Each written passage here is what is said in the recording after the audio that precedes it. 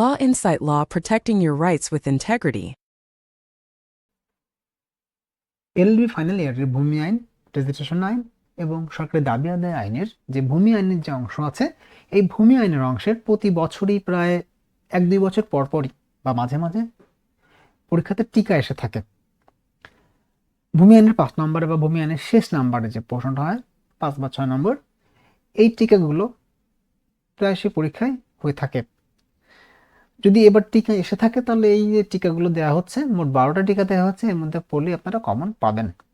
প্রথম টিকা সম্পূর্ণ খায়খলাসি বন্ধক। খায়খলাসি বন্ধকের সংজ্ঞা দেওয়া আছে, বিস্তারিত একটু বলা আছে, বৈশিষ্ট্য সমূহ দেওয়া আছে। এবার বর্ত সত্ত্বের অধিকার দেওয়া আছে, এটাও ছোট করে দেওয়া আছে টিকাটা। খাস জমি, এটাও ছোট করে দেওয়া আছে। খাস জমি কাকে বলে, তার প্রকারভেদ দেওয়া আছে, তার বৈশিষ্ট্য দেওয়া আছে। খাস জমি বন্দোবস্ত কি কারণে, অবৈধ দখল। এবার কৃষি অকৃষি জমি, কৃষি জমির সংজ্ঞাটা দেওয়া আছে, আইনগত ভিত্তি কি, বৈশিষ্ট্য কি। অকৃষি জমির সংজ্ঞা, আইনগত ভিত্তি, বৈশিষ্ট্য। পার্থক্য মানে কৃষি অকৃষি জমির পার্থক্য মূলত জমির ব্যবহার ভিত্তিক, আইনগতভাবে এদের উপর ভিন্ন বিধান প্রযোজ্য, যা ভূমি প্রশাসন গুরুত্বপূর্ণ। প্রশ্নটা হচ্ছে কৃষি অকৃষি জমি। দাগ ও খতিয়ান, দাগের নাম্বার, দাগের সংজ্ঞাটা দেওয়া আছে, বৈশিষ্ট্য দেওয়া আছে, খতিয়ানের সংজ্ঞা দেওয়া আছে, খতিয়ানের আইনগত ভিত্তি দেওয়া আছে, খতিয়ানে যা থাকে কি থাকে। খতিয়ান হলো জমির আইনগত পরিচয়, কথাটা ঠিক। দাগ ও খতিয়ানের পার্থক্য দেওয়া আছে। এবার ভূমি জরিপের ট্রাইব্যুনাল, ভূমি জরিপ ট্রাইব্যুনাল সংজ্ঞা দেওয়া আছে আর আইনগত ভিত্তি দেওয়া আছে। গঠনের উদ্দেশ্য কি আছে, এর এখতিয়ার কি সেটা দেওয়া আছে। আপিল কি দেওয়া আছে, বা এখন আপিল করা যায় কিনা, বৈশিষ্ট্য। এবার উপসংহার, ভূমি সংস্কার অধ্যাদেশ 1984 সংজ্ঞা দেওয়া আছে। উদ্দেশ্য কি ছিল 1984 সালের, প্রধান বিধানসমূহ কি, বর্গাদের অধিকার, বসত ভিটার সুরক্ষা, জমি হস্তান্তর বিক্রি নিয়ন্ত্রণ, নিয়ন্ত্রকের কর্তৃপক্ষ, গুরুত্ব দেওয়া আছে, উপসংহার দেওয়া আছে। শিকস্তি ও পয়স্তি কি, শিকস্তি কাকে বলে, শিকস্তির সংজ্ঞা দেওয়া আছে, বৈশিষ্ট্য দেওয়া আছে। পয়স্তির সংজ্ঞা দেওয়া আছে, বৈশিষ্ট্য দেওয়া আছে, পার্থক্য দেওয়া আছে। একত্রিত শিকস্তি পয়স্তি পার্থক্য সেটা দেওয়া আছে, সংক্ষেপে দেওয়া আছে। ভূমি জরিপ ট্রাইব্যুনাল, ভূমি জরিপ ট্রাইব্যুনাল কি দেওয়া আছে, সংজ্ঞাটা দেওয়া আছে। আইনগত ভিত্তি কি, এখতিয়ার ক্ষমতা, ভূমি জরিপের আপিল করা যায় কিনা, বৈশিষ্ট্য দেওয়া আছে, উপসংহার।